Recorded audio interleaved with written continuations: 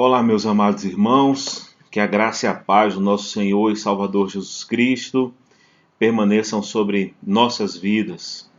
Nós estamos chegando aqui hoje no dia 9 de agosto de 2020, ainda na época da pandemia, já chegando, irmãos, a um triste número de cerca de 100 mil mortes no nosso país por conta da Covid-19. Então, eu me sinto de luto, acho que todos nós nos sentimos de luto pelas famílias que perderam seus entes queridos, não é? E devemos estar então em constante oração, irmãos, pedindo a graça de Deus para que console a vida dessas famílias enlutadas, né? A vida está tentando voltar ao normal, o comércio, todas as atividades, o esporte. Nós queremos que a igreja volte já a se congregar, mas o fato é que nós temos aí um grande número de mortes, né? E assim, o normal não vai chegar para essas pessoas e para essas famílias. Então, que continuemos em clamor a Deus por misericórdia e pela graça do Senhor, tá bom? Vamos dar continuidade, meus amados irmãos, aos nossos estudos. Desde a semana passada, nós começamos a estudar aí nos domingos pela manhã sobre oração, com base nesse livro do R.C. Sproul, A Oração Muda as Coisas. Nós trabalhamos na semana passada, então, o tema do lugar da oração, e nós vamos trabalhar nessa manhã aqui o propósito da oração. É o segundo capítulo desse livro do R.C. Sproul, irmãos, que é um livro muito bom. Eu deixei, inclusive, na semana passada como dica de leitura, de estudo para vocês. É uma série Questões Cruciais. Esse livro aí é o número 3 da série. É um livro pequeno, mas o R.C. Sproul ele tem um poder de síntese incrível. E mesmo em um pequeno quantidade de texto, não é? Um livro pequeno, mas o conteúdo é impressionante, né? E o nosso objetivo, então, com esses estudos sobre oração, é nos mobilizar e nos motivar a termos uma vida mais intensa de oração com o nosso Deus.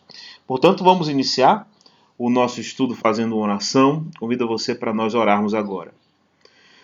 Senhor, nosso Deus e nosso Pai amado, bendito, glorioso, santo, excelso, poderoso é o Senhor, digno de toda a honra, toda a glória, todo louvor e toda adoração. Nós te exaltamos, ó Pai amado, e te bendizemos, porque tu és digno.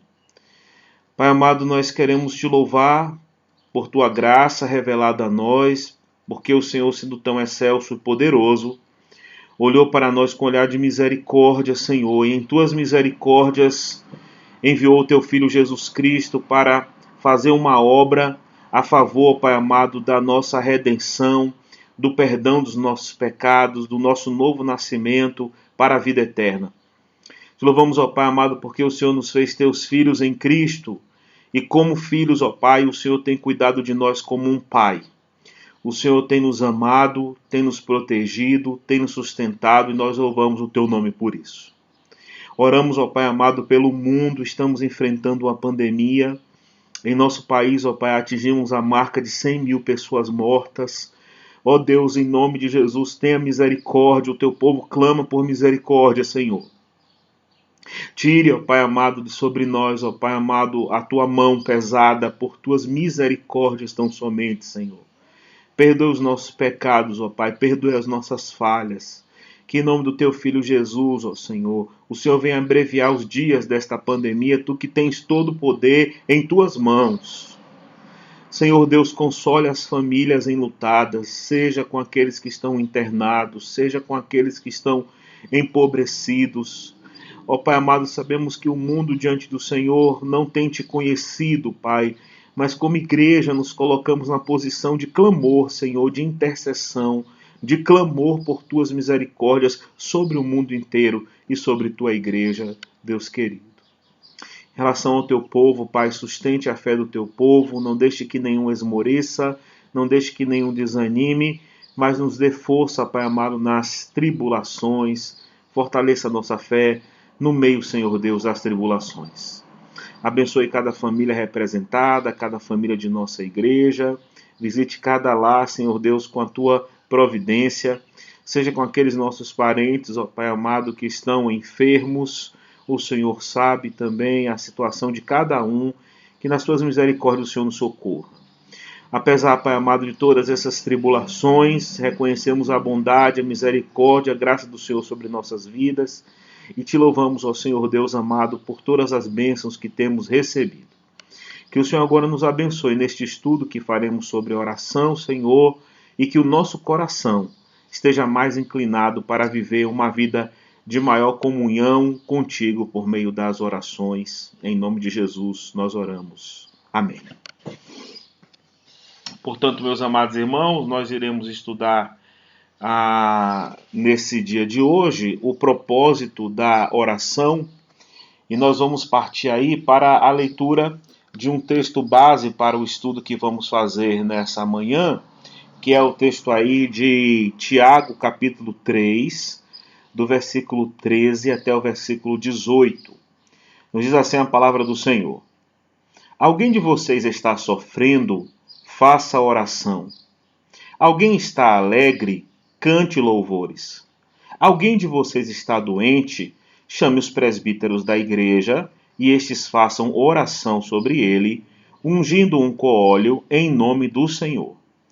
E a oração da fé salvará o enfermo, e o Senhor o levantará, e se houver cometido pecados, estes lhe serão perdoados. Portanto, confessem os seus pecados uns aos outros e orem uns pelos outros, para que vocês sejam curados. Muito pode, por sua eficácia, a súplica do justo. Elias era homem semelhante a nós, sujeito aos mesmos sentimentos, e orou com fervor para que não chovesse sobre a terra, e por 3 anos e 6 meses não choveu. Depois orou de novo, e então o céu deu chuva, e a terra produziu seus frutos. Amém. Louvado seja o nome do nosso Senhor. Meus irmãos, tendo lido o texto base, nós vamos começar o estudo, e nós nesse estudo vamos responder a 2 perguntas principais. A primeira delas é a seguinte: por que orar? Por que orar? E vocês vão entender o próprio porquê da pergunta. Agostinho disse que nada acontece neste universo à parte da vontade de Deus, e que, em certo sentido, Deus ordena tudo o que acontece. Então, Sproul começa aí, irmãos, o seu capítulo, falando sobre Agostinho e da teologia de Agostinho a respeito da soberania de Deus, que é também a teologia calvinista, que nós partimos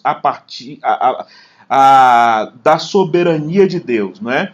Então, com o entendimento que Deus é absolutamente soberano sobre o universo, sobre os homens, sobre a história, é que nós vamos desenvolver a nossa teologia.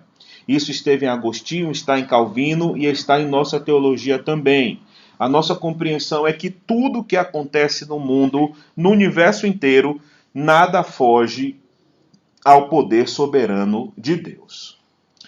Agostinho não estava tentando isentar os homens da responsabilidade por suas ações, mas seu ensino desperta a pergunta: se Deus é soberano sobre as ações e intenções dos homens, por que devemos orar? Então veja só, meus amados irmãos, quando Agostinho diz que Deus é o soberano Senhor do universo, e nada acontece no universo sem a vontade de Deus, sem a soberania de Deus, né? Na verdade, nem uma folha cai de uma árvore, nem um fio de cabelo se perde da nossa cabeça sem a soberania de Deus.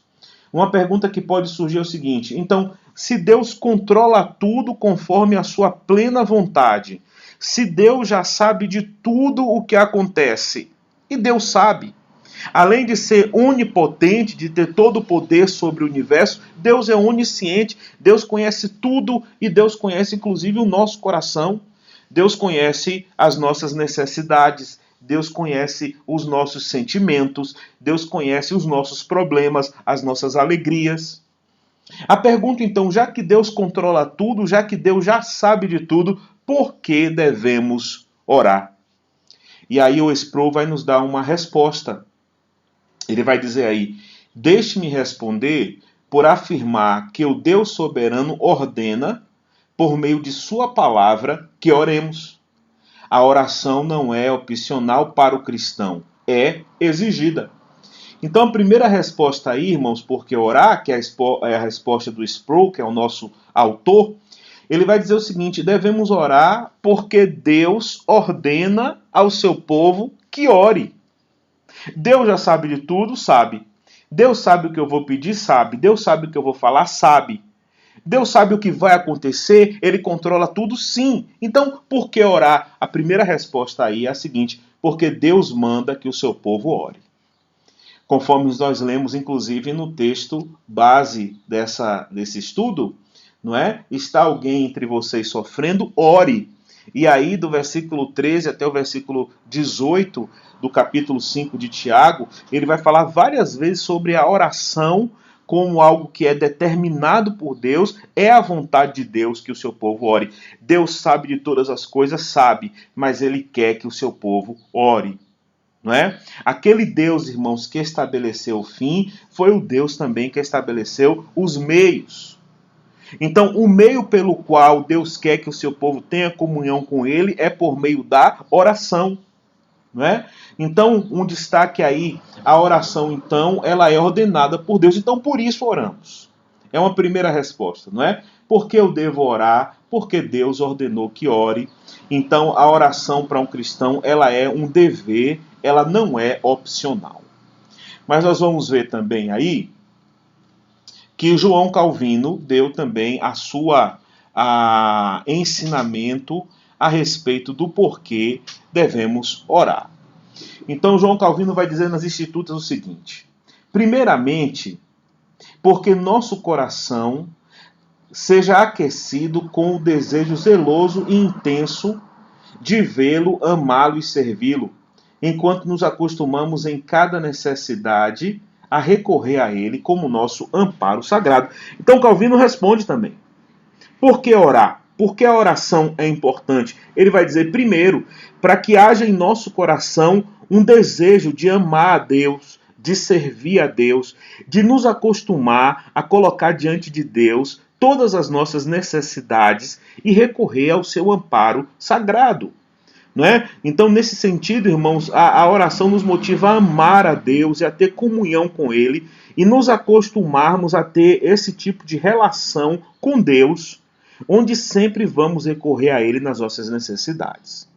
Em segundo, que não entre em nosso coração nenhum desejo e nenhuma vontade dos quais nos envergonhemos de torná-lo testemunha, enquanto aprendemos a colocar todos os nossos desejos diante de seus olhos e derramar todo o nosso coração. A oração também, ela motiva a santidade. Porque o que Calvino vai dizer é o seguinte: se eu estou em constante oração diante de Deus, eu vou tomar conta do meu coração para que não haja nada em meu coração que me envergonhe em chegar diante de Deus. O R.C. Sproul falava no capítulo passado que ninguém pode fazer uma oração particular com falsidade no seu coração, porque sabe que Deus vê todas as coisas.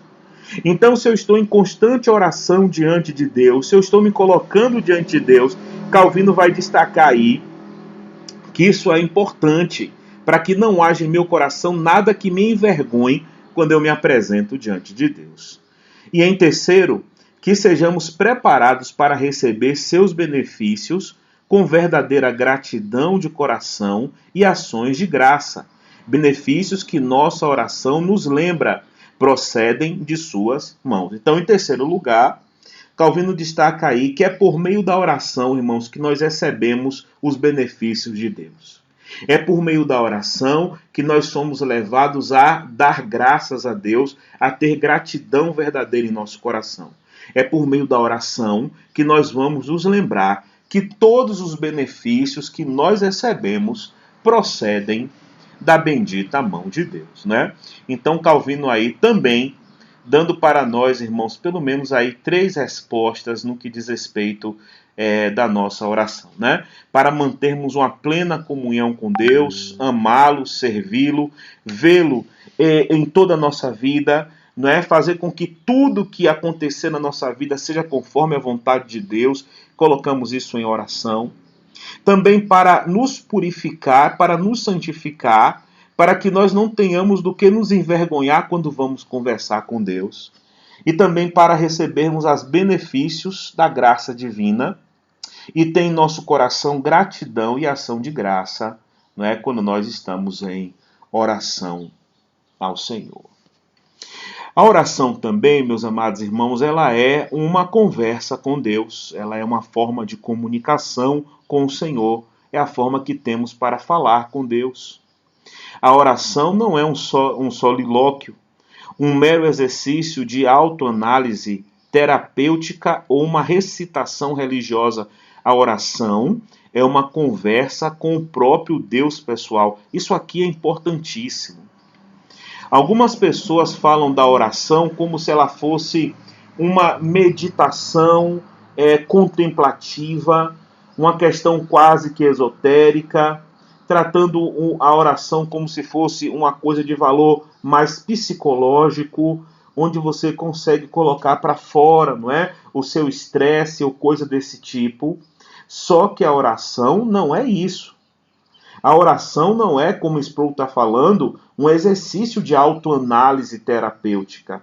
Também não é uma recitação religiosa, como uma forma religiosa, não é? E nós vemos muitas vezes as pessoas recitando orações. Não é que seja errado recitar orações, ou fazer orações que estão escritas. É errado quando a oração ela se torna apenas um ritual religioso, quando na verdade a palavra de Deus nos apresenta a oração como uma conversa com um Deus vivo e com um Deus pessoal. A oração, então, é uma conversa com Deus. A oração é um diálogo com Deus. Na oração, eu estou falando com Deus. Tá certo, meus irmãos? Então, não é só uma questão terapêutica, não. Não é só um rito religioso, não. Mas é um contato pessoal com Deus pessoal, com Deus vivo, com aquele Deus que promete ouvir nossas orações. No ato e na dinâmica de orar, eu coloco toda a minha vida sob o olhar de Deus. Sim, Ele sabe o que está em minha mente, mas eu tenho o privilégio de articular para Ele o que está lá. Uma grande bênção da oração, então, é a possibilidade da comunicação. Eu sei que Deus sabe o que está na minha mente. Eu sei que Deus sabe o que está no meu coração. Mas é da vontade dEle que eu expresse para Ele com as palavras que vêm do meu coração. Para que haja uma comunicação entre Deus e mim. Para que haja uma comunicação entre eu e Deus. Né? Alguém pode dizer, não, eu não vou orar, eu não vou falar, porque simplesmente Deus sabe o que está na minha mente, Deus sabe o que está no meu coração. Irmãos, mas isso aí não é comunicação. É claro que poderíamos simplesmente entrar em nosso cômodo de oração, permitir que Deus lesse nossa mente e chamar isso de oração. Mas isso não é comunhão e certamente não é comunicação. Uma das principais formas, meus amados irmãos, de comunicação que nós temos é a nossa fala. Existem outras formas também de comunicação e Deus sabe o que está no nosso coração, mas a oração nos chama a falar com Deus. A oração é uma conversa com Deus. Quando eu oro, eu estou colocando a minha vida sob o olhar de Deus. Tudo que eu sou, tudo que eu tenho, tudo que eu quero, eu estou falando com o Senhor. Eu estou entrando, então, em comunicação com Deus. E isso, meus amados irmãos, é um grande privilégio que Deus nos concede. Deus poderia não requerer de nós a oração e agir na sua soberania, e agir no seu pleno conhecimento, não é? E agir na sua onisciência e não ter contato conosco. Mas a oração é uma graça, é um meio de graça, onde o Deus soberano e todo-poderoso nos ouve quando nós falamos com Ele. A oração, então, é uma conversa com o Deus Todo-Poderoso. Irmãos, isso é um milagre, isso é uma bênção infinita. Nós que somos seres infinitamente pequenos e frágeis, o Deus Todo-Poderoso ouviu nossas orações por meio do seu Filho, Jesus Cristo. O Senhor diz, tudo aquilo que pedirdes ao Pai em meu nome, Ele vos concederá. Então a oração é uma conversa milagrosa que Deus nos ouve e nos dá esse privilégio de poder nos ouvir a nós, meus amados irmãos, que somos tão pequenos e somos tão frágeis. A oração é uma conversa com o Deus pessoal, o Deus Todo-Poderoso. Vamos então agora falar sobre oração e soberania de Deus, né? Nosso entendimento da soberania de Deus deveria provocar em nós uma intensa vida de oração, de ação, de graças. Então, ao invés de a soberania me fazer pensar que não é necessário eu orar, como nós temos dito, né? Alguém pode dizer, se Deus sabe de todas as coisas, se Deus é poderoso sobre tudo, se Deus conhece tudo, eu não vou orar, não é necessário que eu ore. Essa soberania divina, ao invés de ser um desestímulo, pelo contrário, ela deveria ser um estímulo a termos uma vida intensa de oração. Pensarmos que o Deus soberano ainda quer ouvir as nossas orações. Pensarmos que o Deus soberano ouve nossas orações. E sabermos que o Deus que é soberano sobre todo o universo, meus amados irmãos, nos ouve. E a palavra do Senhor nos fala que todas as coisas cooperam para o bem daqueles que amam a Deus, cooperam para a salvação daqueles que amam a Deus. Seria um motivo de nós darmos graças a Deus, de termos muita gratidão a Deus, saber que o Deus soberano, Senhor de todas as coisas, nos ouve, não é? E Ele decidiu estabelecer conosco uma aliança por meio de Jesus.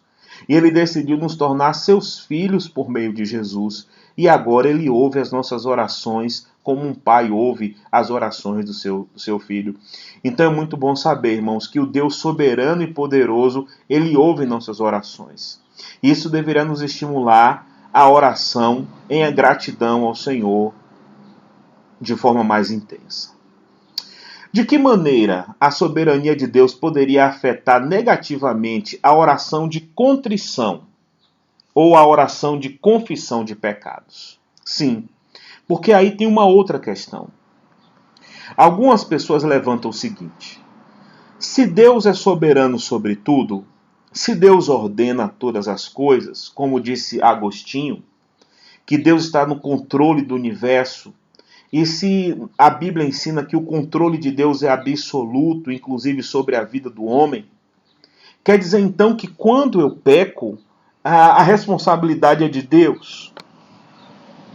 Alguém pode dizer, quando eu pequei, já que Deus é soberano, Deus sabe que eu vou pecar. De alguma forma, Deus então pode ser responsável, já que Ele é soberano sobre tudo.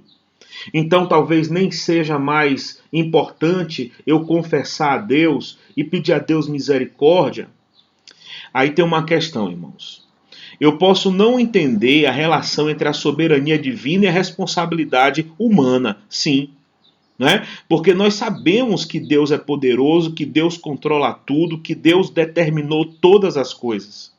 Mas por outro lado, a Bíblia nos ensina também que o homem é responsável pelo seu pecado. A palavra do Senhor nos diz, a alma que pecar, essa morrerá. A palavra do Senhor também nos fala que o homem colherá aquilo que ele plantar.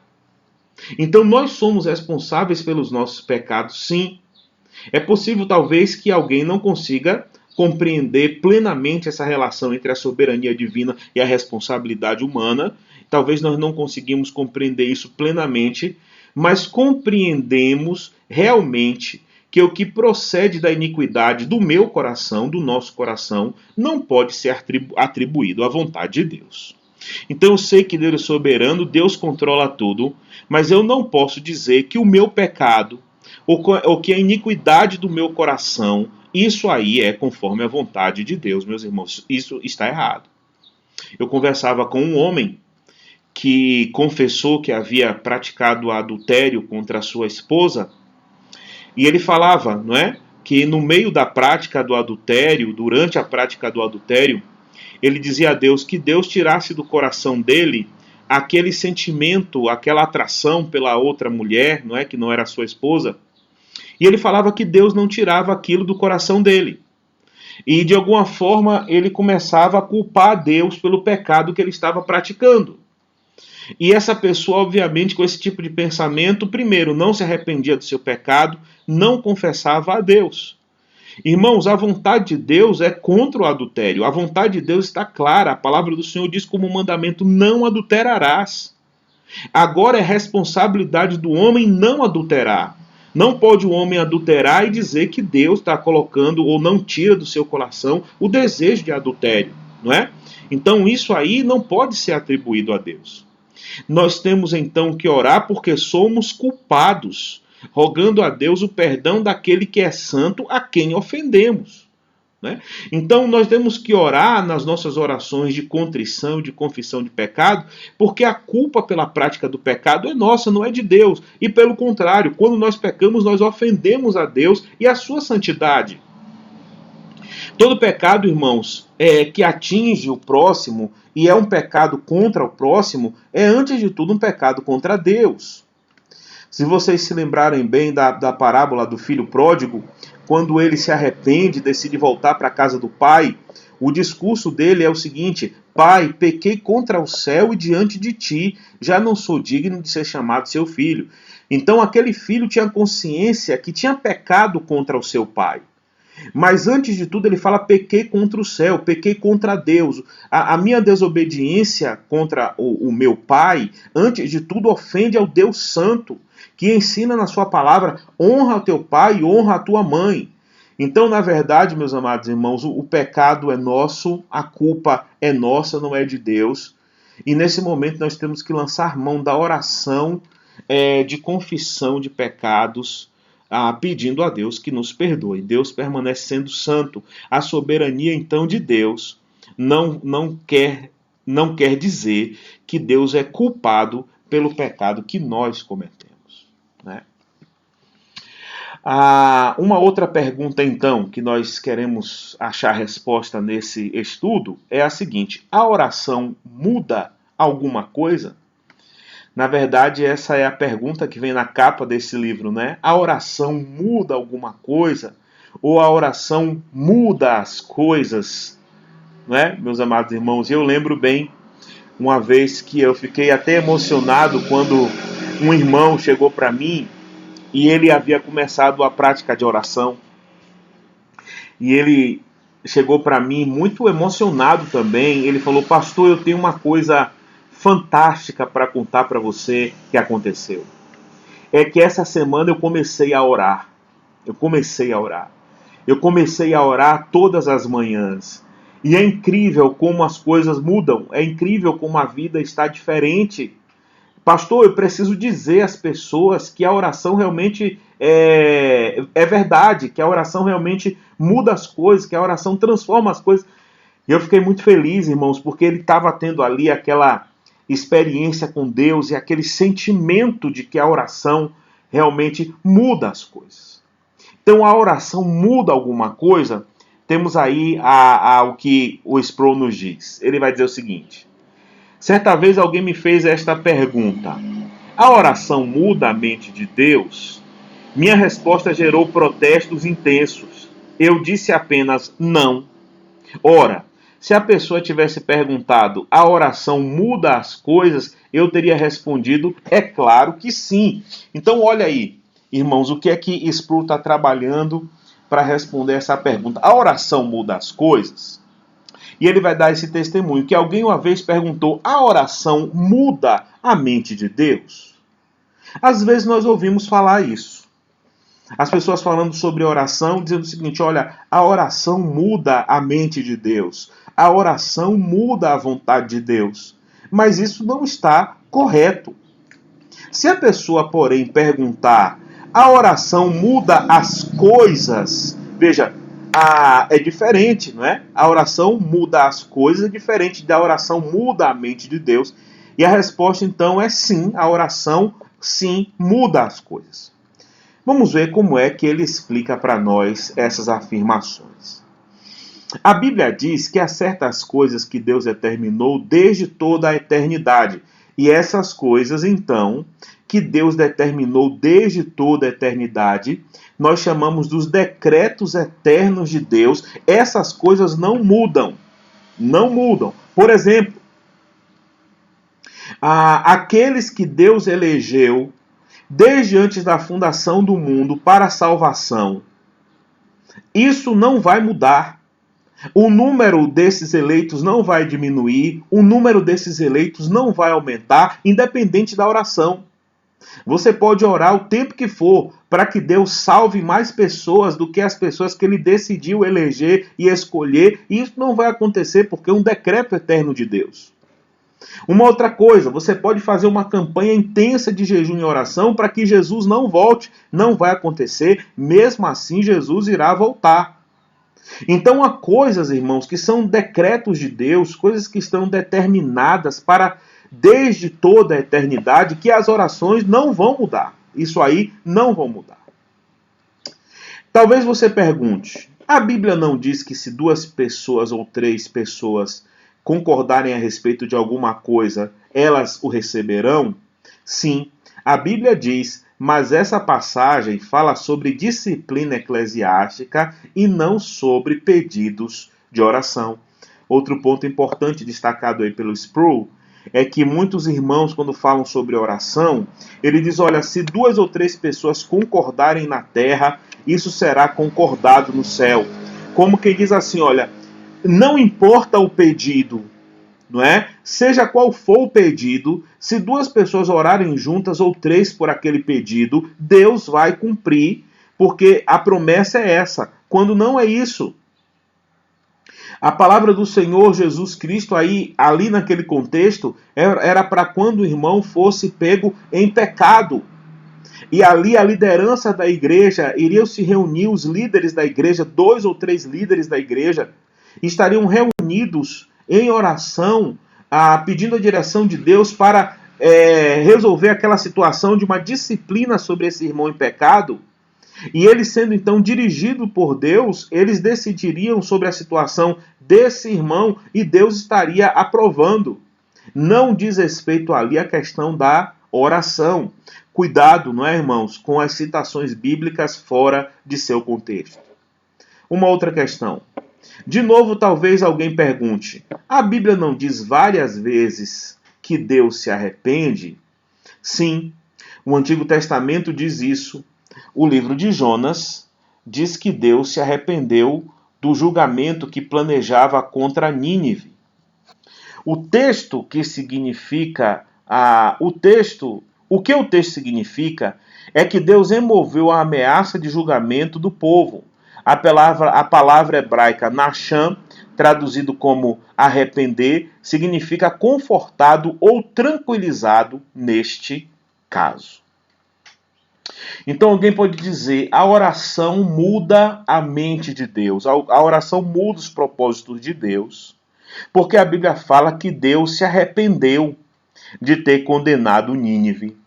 Quando você vai então estudar a palavra hebraica nacham, que é a palavra aplicada ali, ela pode significar arrepender, ou ela pode significar ser confortado ou tranquilizado. O que aconteceu ali em Nínive, meus amados irmãos, foi que Deus, ao ver o arrependimento e a confissão de Nínive, Deus foi tranquilizado em relação à sua ira e à sua condenação sobre aquela cidade. É óbvio que arrependimento aí não é igual ao arrependimento que nós temos. Porque se você for falar que Deus se arrependeu da mesma forma que o homem se arrepende, nós estaremos colocando Deus igual ao homem e estaremos também dizendo que Deus pode ser imperfeito nas suas decisões. E Deus é sempre perfeito. Em Deus não há erro, não há arrependimento nesse sentido. Como se Deus tivesse para tomar uma decisão errada e aí a oração mudou, não é? E Deus viu que ia tomar uma decisão errada e voltou atrás. Não. É claro que ali o autor bíblico usou uma palavra atribuindo a Deus um sentimento que é nosso, que é o sentimento de arrependimento. Então Deus não se arrepende, Deus não muda a sua mente, Deus não muda os seus decretos. Mas ali o que aconteceu foi que Deus, ao perceber o arrependimento de Nínive, Deus então apaziguou a sua ira e decidiu não destruir a cidade. Contudo, meus amados irmãos, nós vemos então nesses pontos aí que a oração não muda os decretos de Deus, que a oração não muda a mente de Deus, mas a oração muda as coisas. Sim, a oração muda as coisas. E aí nós voltamos, para o texto base que nós começamos nessa manhã. As Escrituras nos dizem que Elias, por meio da oração, impediu a chuva de cair. O seu entendimento da soberania de Deus não o dissuadiu de orar. E aí nós temos então Tiago, capítulo 5, 17 e 18. Elias era homem semelhante a nós, sujeito aos mesmos sentimentos, e orou com fervor para que não chovesse sobre a terra. E por 3 anos e 6 meses não choveu. Depois orou de novo, e então o céu deu chuva e a terra produziu os seus frutos. Louvado seja Deus. A oração, então, muda as coisas. Deus ouviu, meus amados irmãos, a oração de Elias. E Deus fez milagres ouvindo a oração do seu servo Elias. E aí o Tiago ele vai dizer que Elias, inclusive, era um homem como nós somos. Ele era um pecador como nós somos, mas era um servo de Deus como nós somos. E da mesma forma que Deus amava Elias, Deus nos ama. E da mesma forma que Deus estava pronto para ouvir a oração de Elias, Deus está pronto para ouvir as nossas orações por meio de Jesus. E da mesma forma que Deus ouviu a oração de Elias e mudou as coisas. Primeiro, Elias orou com fervor, meus amados irmãos. Vejam um destaque aí na palavra fervor, não é? Essa palavra fervor, a gente pode dizer, Elias orou com sinceridade. Elias orou com intensidade. Elias orou com clamor. Elias orou com perseverança para que não chovesse, e não choveu sobre a terra. Não foi Elias que fez não chover, foi Deus que fez não chover, ouvindo a oração de Elias. E depois, meus amados irmãos, depois de 3 anos e 6 meses sem chuva, Elias orou de novo. E então o céu deu chuva e a terra produziu os seus frutos. Tiago está escrevendo isso para motivar o povo de Deus à oração. Tiago está escrevendo isso para que saiba o povo de Deus que a oração muda as coisas. Que Deus misericordioso quer que o seu povo ore. E Deus misericordioso está pronto para ouvir a oração do seu povo e mudar as coisas em favor do seu povo. Então as coisas, meus amados irmãos, podem mudar por meio da oração. Nós temos que ter fé. O Senhor Jesus, meus amados irmãos, falando sobre o dever de orar sempre, nunca esmorecer, em Lucas, no capítulo 18, ele falava sobre aquela viúva que estava sempre clamando ao juiz iníquo para que julgasse a sua causa. E depois o Senhor Jesus Cristo fala, será que Deus não ouvirá e não julgará a causa dos seus escolhidos, que clamam a Ele dia e noite? Certamente vos afirmo que Deus ouvirá e julgará a sua causa. Mas o Senhor pergunta, porém quando vier o Filho do Homem, achará porventura fé na terra? Então nós somos chamados, meus amados irmãos, a orar fervorosamente, a orar de dia e de noite, a não perder a nossa esperança na oração, a não desanimarmos na prática de oração, ainda que pareça demorada, ainda que pareça que Deus nos responde, não devemos desanimar, porque Deus pode transformar todas as coisas. E Ele decidiu, meus amados irmãos, ouvir a oração do seu povo. A oração, então, ela muda de fato as coisas, tá bom? A oração dos filhos de Deus. Nenhum ser humano teve tanto entendimento ou teve um entendimento mais profundo da soberania de Deus do que Jesus. Nenhum homem orou mais fervorosamente ou mais eficazmente. Até no Getsêmani ele pediu uma opção, uma maneira diferente. Quando o pedido foi negado, ele se prostrou à vontade do Pai. Nós aprendemos então que a oração dos filhos de Deus considera a vontade de Deus. Nenhum ser humano compreendeu mais a vontade de Deus do que Jesus. Jesus sabia que Deus era soberano, mas mesmo assim, ele tinha uma vida fervorosa de oração. Jesus sabia que Deus era soberano, mas lá, meus amados irmãos, no jardim do Getsêmani, ele em oração contínua ao Pai, em clamor, ele pediu a Deus que mudasse as coisas. Quando o Senhor falou, se for possível, passa de mim esse cálice. Se for possível uma outra forma de salvação, sem essa dor, sem essa crucificação, sem esse sofrimento, intenso sofrimento que Jesus teve, levando sobre si os nossos pecados, mas o Senhor falou, contudo seja feita a tua vontade. A oração dos filhos de Deus, então, meus amados irmãos, ela está disposta a aceitar a vontade de Deus, mesmo quando a vontade de Deus for não para aquele pedido. Nós nos lembramos do apóstolo Paulo, que era um homem de Deus, um homem de fé, e ele orou a Deus por 3 vezes para que retirasse aquele espinho da carne, e Deus disse assim, a minha graça te basta. A resposta de Deus para Paulo então foi não. Para que o apóstolo Paulo soubesse confiar no sustento que Deus dava à sua vida. Apesar daquele espinho na carne, apesar daquela aflição que ele sofria do diabo, Deus estava sustentando a vida de Paulo por meio da sua graça.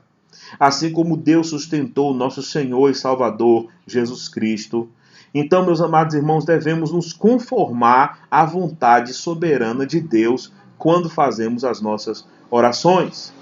Né? Então isso tem a ver com o tema da soberania de Deus e as nossas orações.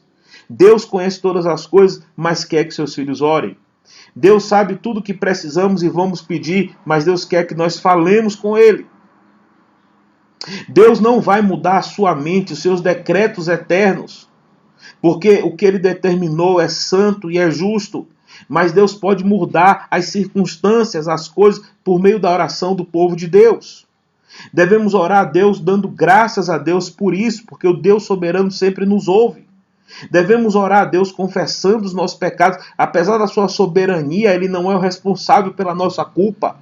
E aprendemos com Jesus também, que dentro da soberana vontade de Deus, devemos entender que nem sempre Ele faz aquilo que nós estamos pedindo. Porque Deus então não converte logo o meu filho? Porque Deus então não ressuscitou o meu marido? Porque Deus então deixou que eu perdesse o meu emprego? Irmãos, nós temos que orar e pedir a Deus que nos ilumine para entendermos a sua vontade, mas saber que na sua soberania a sua vontade prevalece e a vontade de Deus é boa, perfeita e agradável. A vontade de Deus é melhor para nós do que a nossa própria vontade. A soberania de Deus é a própria razão por que oramos, visto que cremos que Deus tem em seu poder o ordenar as coisas de acordo com o seu propósito. Veja, nós só oramos a Deus porque nós cremos que Ele tem o poder de mudar as coisas. Só oramos a Deus por isso. Nós só oramos a Deus porque cremos que Ele pode ouvir nossa oração e Ele tem poder para ouvir nossa oração e mudar as coisas. A promessa das Escrituras é esta: muito pode, por sua eficácia, a oração do justo. É nisso que nós devemos crer. Muito pode, por sua eficácia, a oração do justo. Esse versículo bíblico responde à pergunta: a oração de fato muda as coisas? A oração de fato vale a pena? A resposta é: muito pode, por sua eficácia, a súplica do justo. Tiago está nos ensinando que a oração, meus amados irmãos, tem poder. Tiago está nos ensinando que a oração pode mover a mão do Deus Todo-Poderoso pela misericórdia dele. A oração muda as coisas. A motivação bíblica aí é para que o povo de Deus continue orando e nunca deixe de orar. O que a oração muda mais frequentemente é a impiedade e a dureza do nosso coração. Só isso já seria razão suficiente para orarmos, ainda que nenhuma das outras razões fosse válida e verdadeira, né? Então aí esse comentário do R6 Pro: a oração muda as coisas. E uma das coisas que mais frequentemente a oração muda é o nosso coração. Meus amados irmãos, quando nós oramos a Deus, Deus manifesta a graça dele sobre nós. Quando nós oramos, nós nos tornamos mais confiantes em Deus.